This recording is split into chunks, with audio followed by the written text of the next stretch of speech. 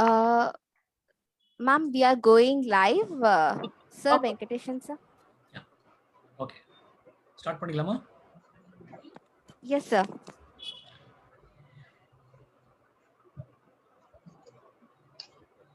Good evening, doctors. Good evening, madam, speaker, madam. Yeah, good evening. It's our pride and privilege to introduce the speaker. I'll just share my screen.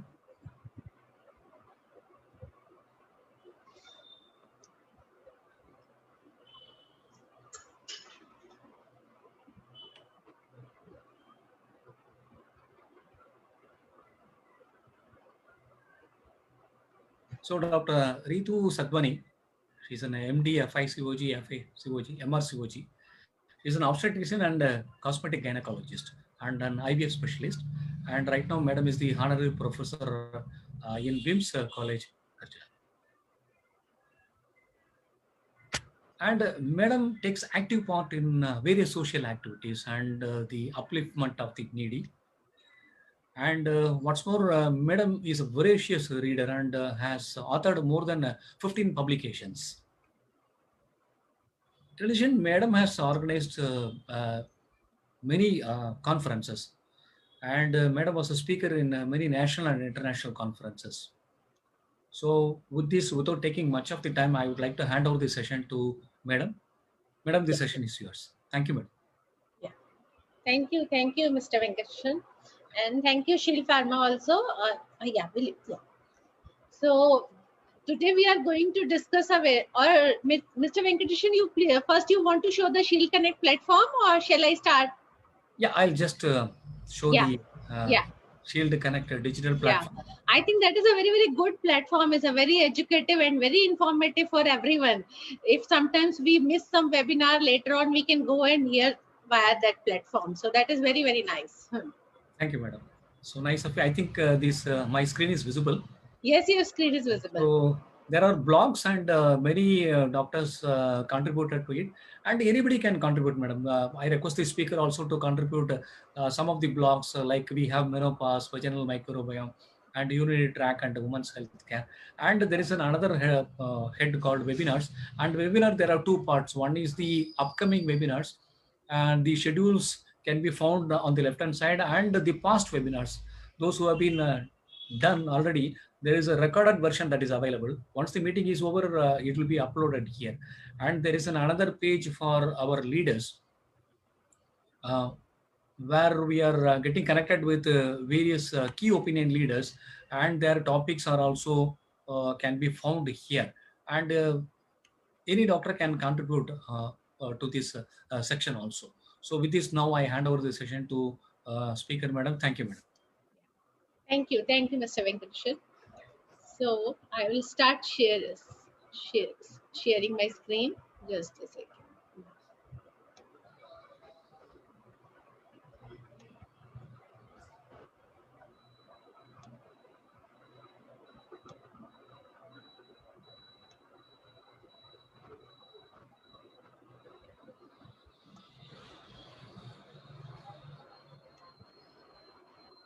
So friends, good evening to all. So today we are going to discuss a very, very important topic regarding this UTI diagnosis and management. We all are getting in patients in our OPD for this UTI, even though in this lockdown period also, the patients of UTI and PID, we are getting very frequently in our OPD. So as we all know, we are going through the second phase of Corona. So before I start my presentation, I will start my presentation by my worship to Goddess Durga, that she will save all of us from this second wave of Corona. So I will start with these two lines. Ya Devi Sarvabhuteshu Chikitsa Rupen Sanstita Namastasye Namastasye Namastasye Namo Namah. So before I start my this topic of this urinary tract infection, so first very, very important point I want to say to everyone, yes, this is a very bad phase. We are again in the lockdown, especially from where am I, is from the Pune. Pune is a very, very bad situation. So, but we have to be stay at home, but we have to be stay connected. So this digital platforms is creating a miracles. So we are getting lot and lot of good info also. So thanks to Shield Pharma also, and special thanks to Mr. Balaji, Dr. Prachi, and Chitra, and Mr. Venkatesh, who has organized the today's program. So now coming to this very important entity, this urinary tract infection. So now what is this urinary tract infection? As we all know, the UTI is an infection which occurs when the bacteria invade the urinary tract and multiply. It is a very common, the second most common infection in the body. Women are especially prone to UTI for an unknown reason. 1 in 5 women will develop UTI during their lifetime.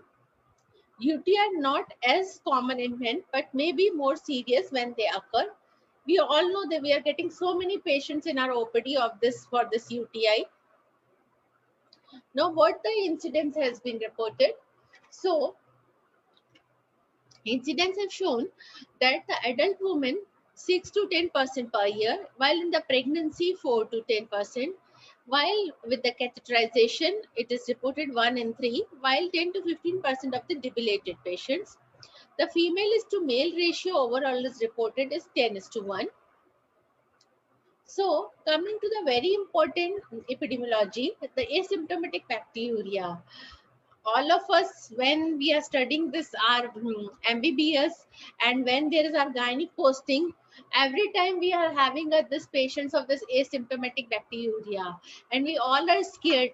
It is ऐसा ना हो कि इस बार हमारे पास viva में we get this asymptomatic bacteria case, because such a wide topic and lot of questions on this. So now what is the epidemiology? The asymptomatic bacteriuria is 10 to 13%, acute cystitis 1 to 4%, acute pyelonephritis 0.5% to 2%. Incidence of bacteriuria in pregnant women slightly higher than the non-pregnant women, but progression to pyelonephritis is also significantly higher, up to 40% cases. So this all has been supported by this Cochrane database. So now what are the predisposing factors for this UTI? So because my topic is UTI, so in this the obstruction, the calculus, tumors, vesicoureteric reflex, incomplete bladder emptying in which the neurogenic cause or the voluntary incomplete bladder emptying, diabetes, sickle cell, immunocompromise, bladder instrumentation, foreign bodies, congenital structural abnormalities, sexual activity, and pregnancy has been reported. So now what are the risk factors differ in the pre and post menopausal women?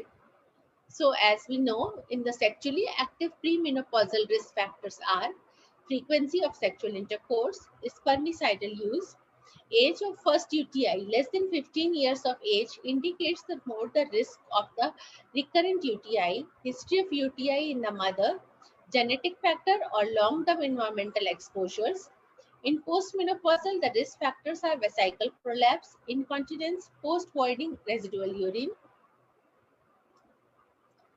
So now what's the correlation between the estrogen and recurrent UTI? As we know, the estrogen loss in the postmenopausal women, because we have seen that so many patients in our OPD of this perimenopausal age group and menopausal age group are coming with this recurrent UTI. So now what's the etiology behind this? So the estrogen loss in the postmenopausal women leads to a decrease of the glycogen, and which in turn causes a thinning of epithelium, alkalinization of the vagina. Vaginal pH rises after the menopause and vaginal lactobacillus decrease, allowing the gram-negative bacteria to grow and act as uropathogen. All these changes change the vaginal flora and predispose to UTI. So now coming to very important entity, the UTI in pregnancy, for which we are getting lot of patients in our OPD. So approximately 2% to 15% of the pregnant patients having an asymptomatic bacteriuria. If left untreated, up to 30% of the mothers will develop acute pyelonephritis. Asymptomatic bacteriuria has been associated with low birth weight and preterm birth. Now, what is this recurrent UTI? a very common terminology has been used. So the recurrent UTI is defined as at least 3 episodes of UTI in the 12 months or at least 2 episodes in 6 months due to incomplete treatment or infection. So this is very, very important. At least either the 3 episodes of UTI in 12 months or 2 episodes in the 6 months. So now the common predisposable factors for this, and the incidence is more in the postmenopausal female, the pregnant female, immunocompromised patients, and patients with catheters are more susceptible for recurrent UTI. Adults, older adults with recurrent UTI and other concurrent illnesses have an elevated risk of mortality.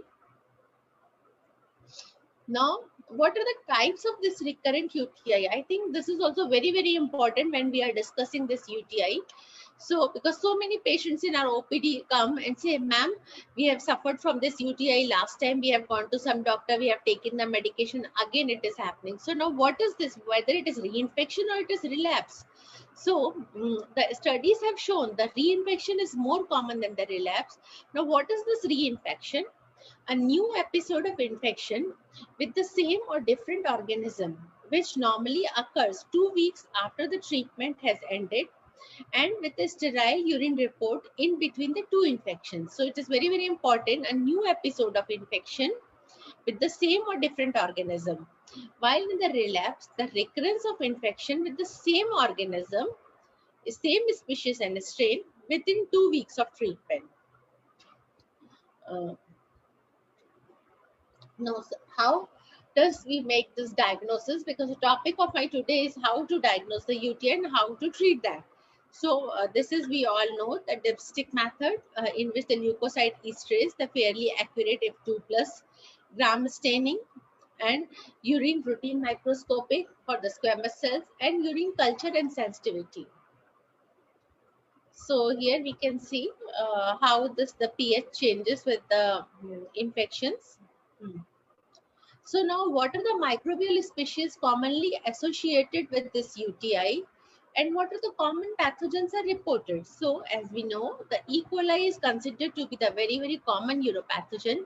The frequency has been reported 80 to 85%, while Staphylococcus saprophyticus 10 to 15%, while other 5 to 10% has been reported by Klebsiella, Enterobacter, Citrobacter, Proteus mirabilis, Pseudomonas aeruginosa, and Serratia species.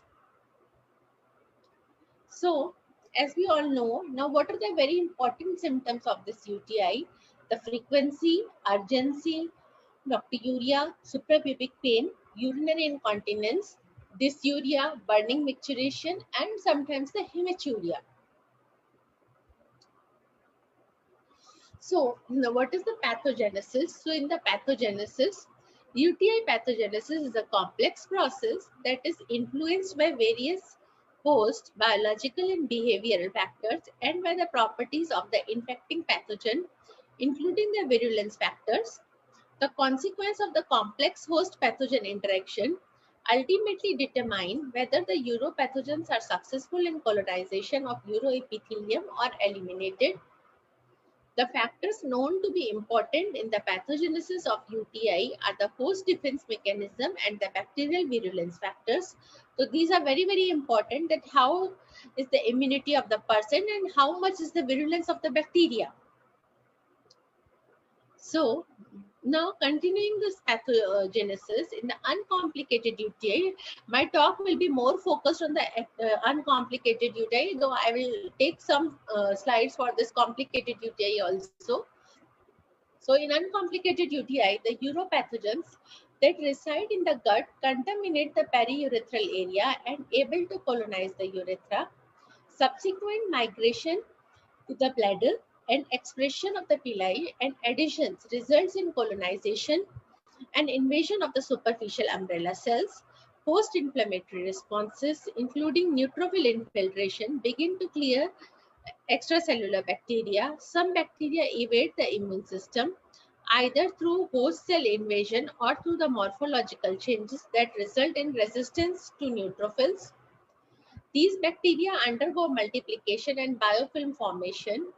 These bacteria produces the toxins and proteases that induce host cell damage, releasing the essential nutrients that promote the bacterial survival and ascension to the kidneys. And as we know, the kidney colonization results in bacterial toxin production and host tissue damage. If this all is left untreated, UTI can ultimately produce and progresses to bacteremia if the pathogen crosses the tubular epithelial barrier in the kidneys. So this is how the pathogenesis of the UTI.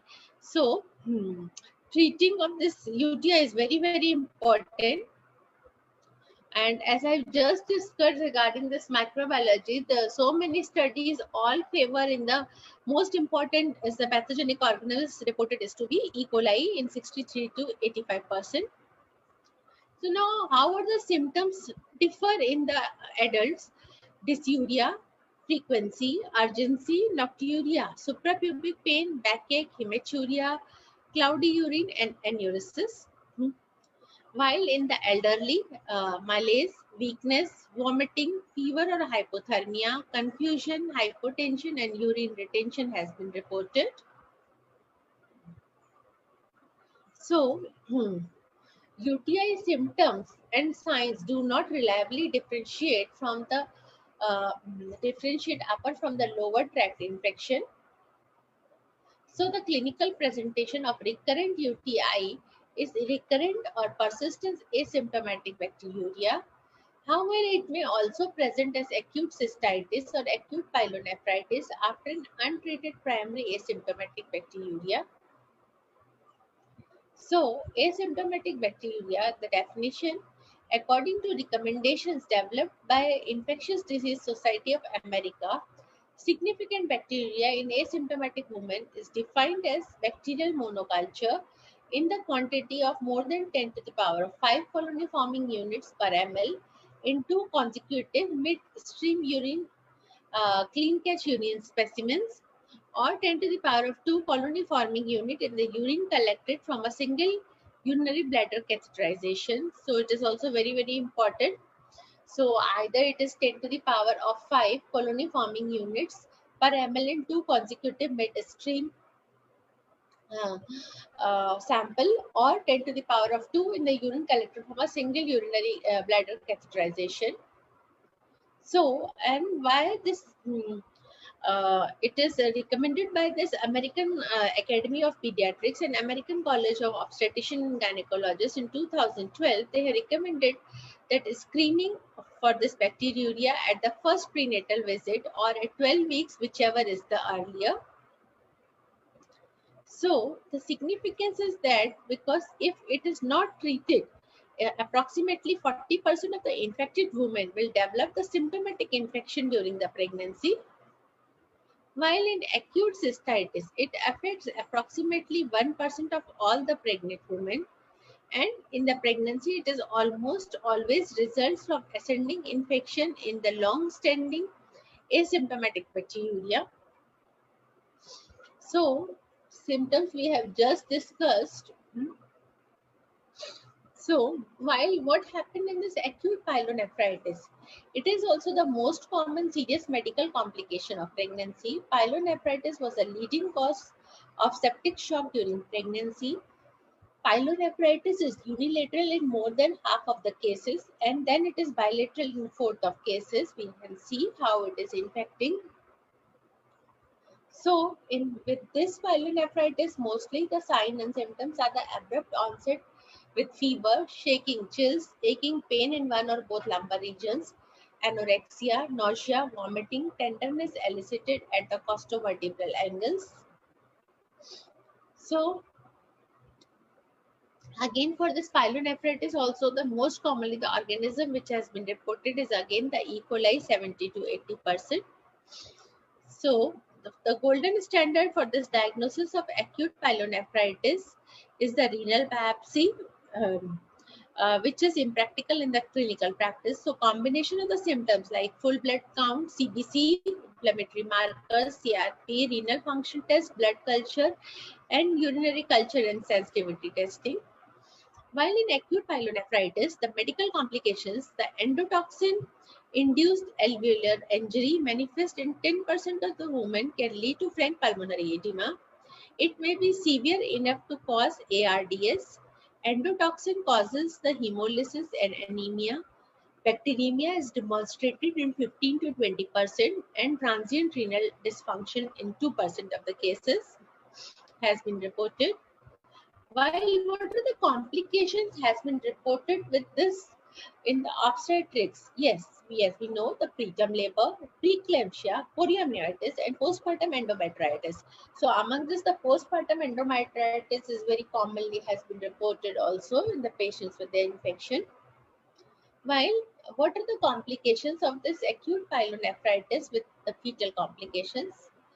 Has been reported the low birth weight, prematurity, 37 weeks of gestation, developmental delay, mental retardation, perinatal mortality.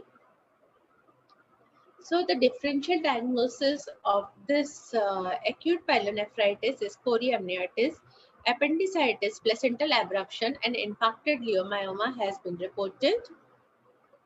So now coming to the main portion, that how we have to treat this urinary tract infection. There are so many medications are available in the market, and these days what the patients also we are getting, patients are also doing the Google search, and mostly the patients are coming, they have taken after reading the Google 1 or 2 shot or 1 or 2 dose of the antibiotics. Yesterday I have one patient, she has taken 3 days of the medication at home, and then she want to because the symptoms are not going, so she want to consult a doctor.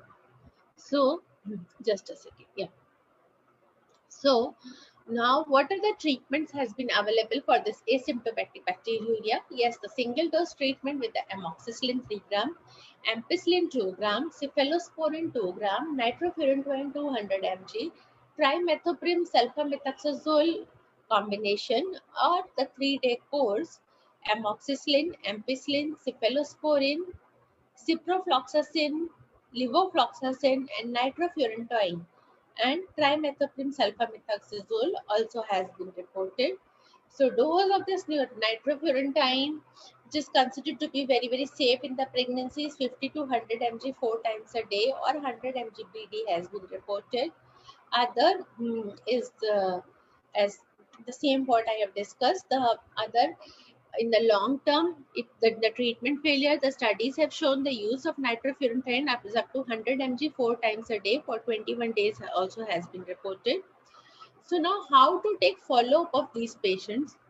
All the pregnant women with asymptomatic bacteria has periodic screening after therapy, since 1/3 of them experience the reinfections. Follow-up culture should be obtained 1 to 2 weeks after the treatment and then repeated once a month. So now how to manage this? Yes, the nitrofurantoin 50 to 100 mg at bedtime until at the end of the pregnancy. A postpartum urologic evaluation has been necessary in the patients of the recurrent infections. In the recurrent infections, it is more likely to have some structural abnormalities of the renal system has also been reported. So now coming to the other entity in this UTI only is the acute cystitis. How to manage this acute cystitis? So as we know, this is very, very important. This is very, very important that increasing of the oral fluid intake is frequently advocated as a first-line treatment for pregnant women with features of symptomatic urinary infection. The dose is nitrofurantoin 100 mg BD for 7 days. Urinary alkalizing agents, cranberry juice also act as a urinary alkalizer and is used to treat the urinary infection and inhibit the symptoms. While in acute pyelonephritis, to hospitalize the patient, obtain the urine and blood culture, evaluate hemogram, serum creatinine and electrolytes, monitoring the vital signs frequently, including the urine output and considering the indwelling catheter. Established urinary output is more than 50 ml per hour with the IV crystalloid solution has been reported. Among this, we have to give in additional the intravenous antimicrobial therapies, obtaining a chest radiograph if there is a dyspnea or tachypnea, repeat hematology studies within 48 hours and change to oral antimicrobials when the patient has become afebrile, and then discharge after the 24 hours once the patient's body temperature is normal. Considering the antimicrobial therapy for 7 to 10 days, repeat during culture 1 to 2 weeks after the antimicrobial therapy completed.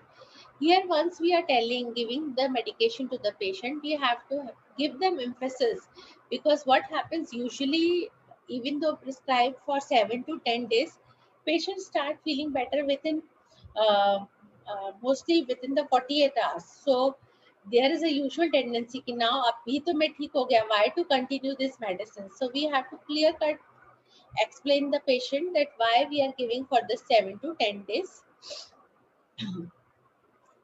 Among these, more in the management is non-steroidal anti-inflammatory drugs can be added for the symptomatic relief. Thromboprophylaxis should be used if the woman has reduced mobility or the period of bed rest. Compression, stockings, and low molecular weight heparin also has been advocated. Tocolysis is frequently necessary. And antenatal steroids for the fetal maturity should be considered if there is evidence of a threatened preterm labor. So now coming to this, that which antimicrobials are of choice. So before I proceed further, so friends, those who have joined, please write in the chat box that which antibiotic is of your choice for treating this UTI patients. So because everybody has some set up protocol when the patient is coming to us with this UTI. So I want to know everyone's opinion, that what's your opinion for treating this and what is your antimicrobial of choice. So for mine, the mild to or moderate achillopylonephritis, so either ceftriaxone, cefepime, or amoxicillin with clavulanic acid and azotriazolam has been reported. Means among this amoxiclavulanic acid 1.2 gram every 2 hourly, or the ceftriaxone 1 gram every 24 hourly has been reported. While in severe acute pyelonephritis and immunosuppression or urinary stasis, the ticarcillin with clavulanic acid 3.1 gram every 6 hours, while piperacillin with tazobactam 3.3375 gram every 6 hours, while this meropenem 0.5 gram every 8 hourly, atrapenem 1 gram every 24 hours, and doripenem 1 gram every 8 hours has been reported. So this I have already taken. So now what to give for the drug therapy for this UTI, as you have just discussed, the nitrofurantoin, the 100 mg BD to be given, while for the prophylaxis 100 mg daily for 6 to 12 months has been reported. So what are the adverse side effects has been reported with this? May cause nausea, vomiting if not taken along with the meals. Avoid the antacids which are containing the magnesium, so that is also very important. Not to use in between 38 to 42 weeks of gestation, as it is contraindicated in the neonates below 1 month.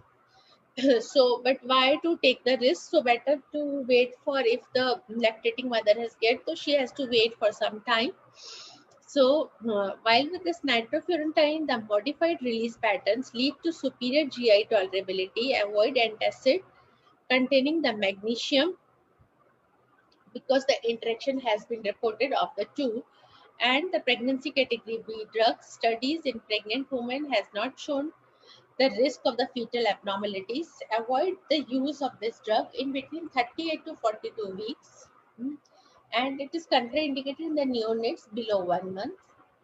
So the limitation of this trimethoprim sulfamethoxazole is resistance to this medication has become widespread and decreased in up to 22 and detected in 20 to 25% of the pathogens cultured from the patients with UTI. It may present with causing a bloody or watery diarrhea and cannot be given in the patients with G6PD deficiency or severe asthma. Yeah. It may worsen the thyroid disorders. It may cause hypoglycemia, and the pregnancy category drug C, in which the chance of the fetal harm if the drug is administered during pregnancy should be avoided. So now, what are the limitations of this fluoroquinolones has been reported. So a category C drug. So and prior exposure to fluoroquinolones and recurrent UTI are risk factors for community acquired UTIs due to ciprofloxacin resistant E. coli, because we have seen so many strains nowadays, and so many strains of this is a resistant of the to ciprofloxacin, and they are associated with the risk of the tendon rupture in pediatric patients as well as adults. Quinolones are often misused in hospital and outpatient settings. So this is also very, very important. Coming to the next slide. So the studies have been, this I have taken from this FDA journal, in which the safety of this oral and injectable fluoroquinolones due to disabling side effects has been mentioned. Mhm. So only point has to be reported that with the fluoroquinolone antibiotics once we are giving. So especially in the elderly people and older people with diabetes who are taking the medicines, as this medicine reduces the blood sugar levels. So this is only to be used with the point of caution. Now coming to this nitrofurantine, the trusted antimicrobial therapy in uncomplicated UTI. So it has a better activity against E. coli, and due to low resistance to nitrofurantoin, this drug can be a good choice for UTI treatment in pregnancies. In the children, the cystitis can be treated with nitrofurantine or amoxicillin for the duration of 5 to 7 days. Means again, for this 7 days, that giving the treatment is very, very important. Now coming to a very important, that what is the superiority of this nitrofurantine over the other antibiotics? As we know, the most of the uropathogens still display a good sensitivity to nitrofurantine, while resistance is increasing to fluoroquinolones, beta-lactams, and trimethoprim sulfamethoxazole. And the first line treatment of this include nitrofurantine, fosfomycin, and trimethoprim sulfamethoxazole. While in the pregnancy, the nitrofurantine, beta-lactams, fosfomycin, and trimethoprim sulfamethoxazole can be the appropriate treatments. So the studies have shown the superiority of the nitrofurantine over the other antibiotics. So because of its rising prevalence of the extended spectrum of the beta-lactamase producing bacteria, so nitrofurantine has regained the excellent sensitivity to the most common uropathogens across the tract. So now what is the newer antibiotic? Because once we are discussing this UTI, so all the drugs we should have to be know, because sometimes mostly the patients what are coming to us has taken a treatment so many places. So or they may take the treatment themselves via Google, and then coming to us, if the same patient has taken 2 to 3 tablets of Norflox or amoxicillin, and patient is saying there is no relief, and now once you are sending the urine culture again, it will take some time to come. So the fosfomycin is considered to be a good drug, a broad spectrum antibiotic produced by Streptomyces species, has bactericidal action also. It can be administered as a single dose of 3 gram sachet, and it is considered to be category B drug and has a better compliance. So now a very important thing, if the pyelonephritis is not treated, then what's the problem can happen? So the persistent acute pyelonephritis needs the intravenous hydration and antimicrobial therapy, followed by stepwise defervescence of approximately 1 degree Fahrenheit per day. With the persistent spiking fever or lack of clinical improvement, by 48 to 72 hours, the urinary tract obstruction is another complication. Which is considered to be the persistent infection, because acute pyelonephritis itself become a one separate topic. So the causes of this persistent infection, or why the ladies are having this persistent infection? Yeah. So what are the has been reported? The urinary tract obstruction, abnormal urethral or pilocalcial dilatation, intrarenal or perinephric abscess, and then nephrolithiasis. has been reported. So, while in the management, the sonography or the KUB or one-shot IVP or MRI to detect the cause of the persistent infection. Obstruction relief is very important, in which the cystoscopic placement of the double J urethral stent has been reported. Percutaneous nephrostomy and surgical removal of the stone has been reported. So, now coming the first, taking some few slides for this biofilm, that how this act, the answer lies in the intracellular bacterial colonies starts forming the biofilm. So uropathogenic E. coli (UPEC) has invades the urothelial cells lining, which forms the intracellular bacterial communities or biofilm. The infection remains undetected in normal urine culture and causes the recurrence. The culture negative infections present as an unexplained dysuria and urgency and are termed as the interstitial cystitis bladder-pen syndrome. So now how it acts, as we know, the binding invasion, first the early infection, then the reservoir, and then the recurrence. So lot of this kind of vicious circle is going on. So now for this, how to prevent? Yes, the cranberry juice has gained a very popularity. So a lot of patients are coming to us as saying, "Ma'am, we have already taken the cranberry juice from 3 to 4 days, still not relief." So friends, so continue the antibiotic prophylaxis till the end of the pregnancy if required. Then tablet nitrofurantoin 50 to 100 mg. Then intake of 150 to 750 ml of cranberry juice or concentrated equivalent is effective in preventing recurrent UTI and maintaining a local hygiene. Drinking at least 3 to 4 liters of water. While the females who are the sexually active, it is very important to explain them the proper info, and they have to advise that they have to advise to postcoital voiding. Now, the last few slides for regarding this cranberry juice, a lot of studies have come. It is actually a North American native. It is very popular for treating this UTI, and cranberries proanthocyanidin can inhibit the attachment of bacteria to the epithelial lining of the urinary tract. In vitro studies have shown the potent inhibition of the bactericidal adherence to E. coli and other gram-negative as uropathogens has been reported. The studies have shown that this cranberry has a direct antimicrobial activity, and it can be offered as an alternative with serology to antibiotic prophylaxis. An effect on type P fimbriated E. coli was observed to be specific to cranberry for the reduction in repeated urinary infection, while in an uncontrolled study, more than 50% of the patients had a positive clinical response in UTI.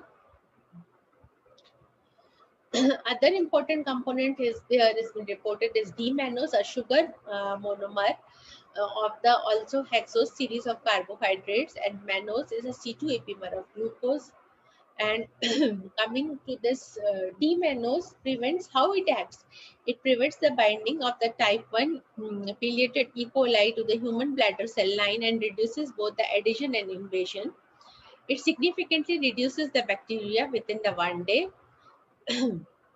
So there are a lot of studies has been reported the combination therapy of D-mannose, and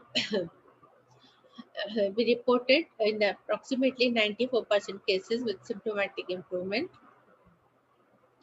Because it is basically a simple sugar which is found in several foods like peaches, apples, oranges, and the body, and it is an important role in human metabolism, especially in the glycosylation of certain proteins has been reported.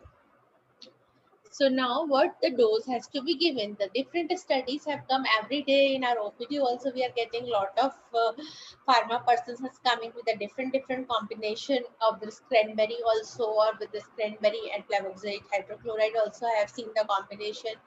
So the recommended dose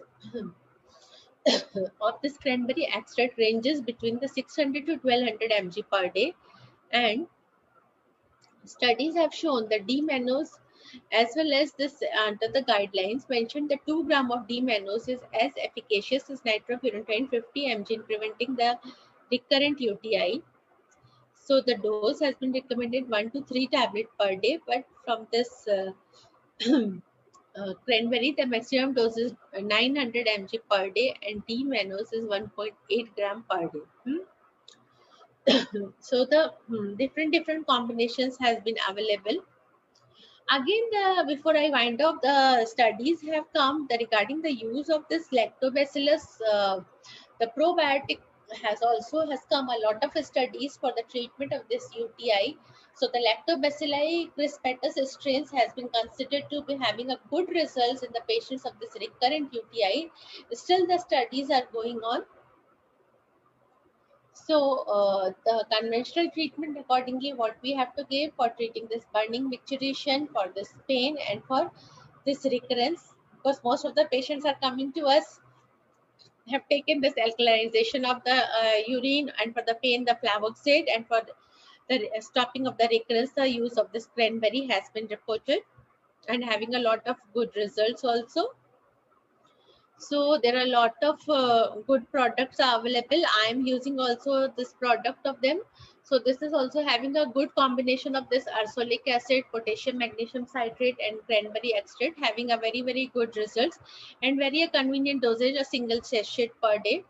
So with this I will wind up, because it's such a big topic of this urinary tract infection. So I try to accommodate as much as possible, and this I will just stop sharing. Yeah.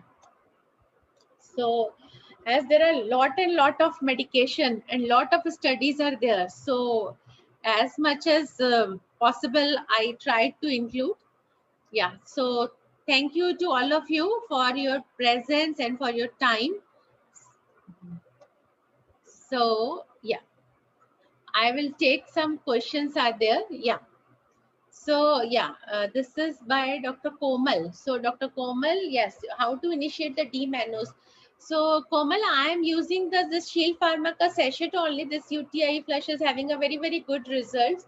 You have to give this 1 sachet per day, and in some patients we are giving up to 3 weeks. And for the recurrent UTI, I have given one patient of almost a minimum of 2 months and found a very good results. Besides that, also there are so many preparations are also available these days of the combination of this this cranberry extract and D-mannose tablets are also available these days. We are getting this cranberry gummies are also available. So, and with this cranberry and D-mannose combination gummies are also available. So these all are having a very good results. So friends, besides that, yes, though we are connected today on the Shield Healthcare platform, I have conducted so many of these webinars for this public awareness and for the doctors also. So you can connect with me on any of the social media. I'm on the social media, YouTube, Facebook, LinkedIn, or Insta, and you can see some of the channels, some of my recorded lectures on this my YouTube channel also. That is the same name of Dr. Ritu Santwani. Of course, what I have done with the Shield Pharma, of course, they are all on the Shield Connect platform. And besides that, I have one announcement. All of you who are interested for the learning more about the infertility, I am doing this one full day academic marathon based on the infertility, in which I am covering a series of all the infertility lectures by all of the stalwarts across the geography on the 9th May. So all of you, those who are interested to join, can see on the Facebook, LinkedIn, or in the Insta. I have posted everywhere. Besides that, I am sharing my WhatsApp number here also. Those who are interested to join that also can connect me on this number also, and I am having some academic groups also. If you are interested for this academic discussions, please send me the WhatsApp message with your name and your workplace. I will be happy to connect with all of you. So if there are any more queries, I will be happy to answer. So thank you once again, the Shilpama. Thank you very much, madam. That was a wonderful talk, and you extensively covered all the nuances of the infection and its management. Thank you very much, madam. Thank you so much. I think there are no questions, so we can wind off. Yeah, thank Yeah. you. And, we Yeah. can, Okay. Bye bye. Good night. good night.